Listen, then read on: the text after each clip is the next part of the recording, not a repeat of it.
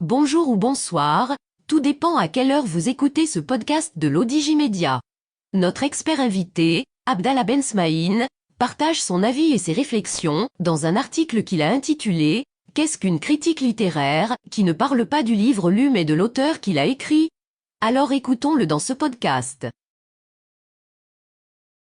L'auteur démarre son article ainsi. La pipolisation de l'information n'est plus seulement dans les écrits sur la mode, la chanson, le cinéma et la télévision à travers les acteurs, comme elle n'est plus seulement dans la politique, elle a pénétré un des bastions les mieux protégés, la critique littéraire, au sens journalistique du terme, dans la presse grand public.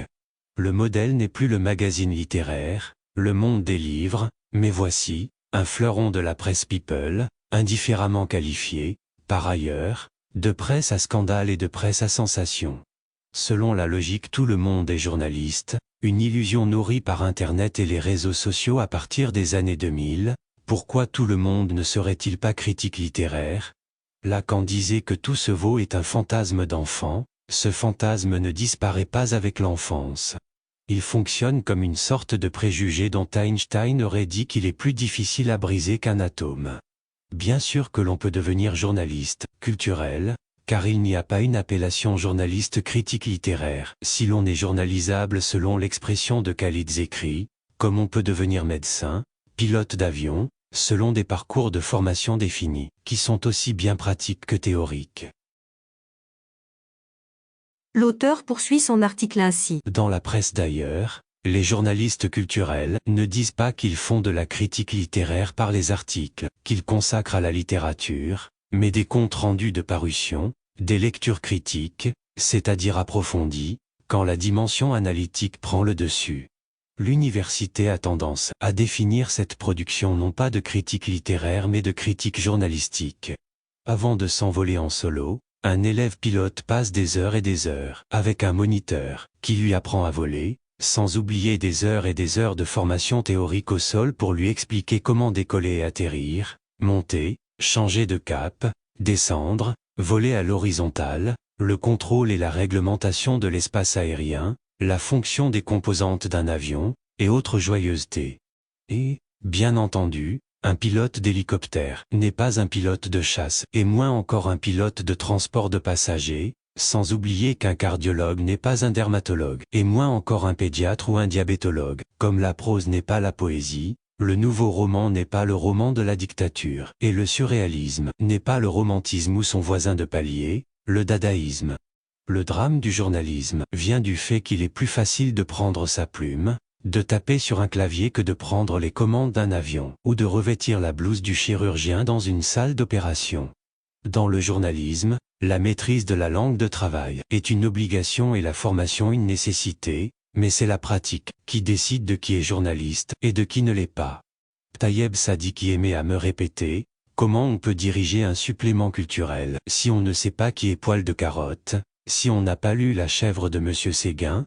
Dans le prolongement, comment on peut être critique littéraire si on ne lit pas et si on ne maîtrise pas les outils de la critique littéraire, sociologie, psychanalyse, sémiotique, etc., ensemble ou séparément, qu'importe. L'auteur précise sa pensée ainsi. Écrire n'est pas faire du journalisme. Comment se dire journaliste, dès lors, sans la maîtrise des règles du journalisme? Oui, le journalisme a des règles. Et dans l'ignorance de ce qu'information veut dire. Le journalisme est une profession qui a sa réglementation. La qualité de journaliste est attestée par une carte de presse qui est délivrée sur présentation d'un dossier par l'entreprise de presse qui le dépose auprès des instances habilitées à délivrer la carte de presse. La critique littéraire n'est pas une suite d'impressions de lecture et l'histoire de la littérature et de sa critique sont là pour en témoigner. Mais une analyse au sens scientifique du terme qui privilégie les faits, l'écriture, sa dimension esthétique et non le ressenti. La critique littéraire dans la presse est fille légitime de la critique académique, universitaire dont elle n'adopte pas la méthodologie, certes, mais fait sienne la rigueur de l'analyse des œuvres littéraires. L'auteur pose des questions ainsi. Comment mettre en évidence l'affiliation d'une œuvre si on ne maîtrise pas l'histoire littéraire?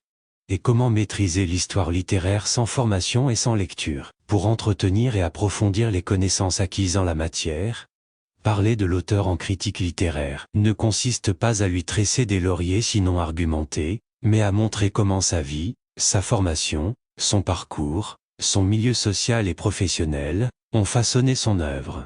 La qualité d'une critique littéraire se mesure à l'étalon des arguments, et non à celui des compliments et des impressions de lecture, qui relèvent du point de vue, sans plus, point de vue respectable demeurant quand il s'affiche comme tel. La critique littéraire relève de la conviction argumentative, et rarement sinon jamais de la sensibilité et des sentiments. En écho à Hervé Brusini qui disait « Si tout le monde devient journaliste, qui sera journaliste demain ?» On peut aussi se poser cette question, pour conclure et laisser ouvert le débat, si tout le monde devient critique littéraire, qui sera critique littéraire demain? La question peut être déclinée enfin pour le cinéma et les arts plastiques en, si tout le monde devient critique de cinéma, qui sera critique de cinéma demain? Ou encore si tout le monde devient critique d'art, qui sera critique d'art demain?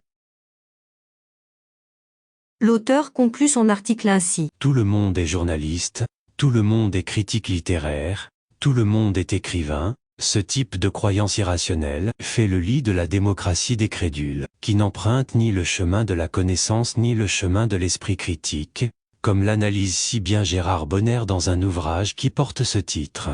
Umberto Eco a résumé cet état d'esprit, que favorisent les réseaux sociaux qui ont donné le droit de parole à des légions d'imbéciles qui, avant, ne parlaient qu'au bar, après un verre de vin, ou autour d'un café peut-on ajouter, et ne causaient aucun tort à la collectivité.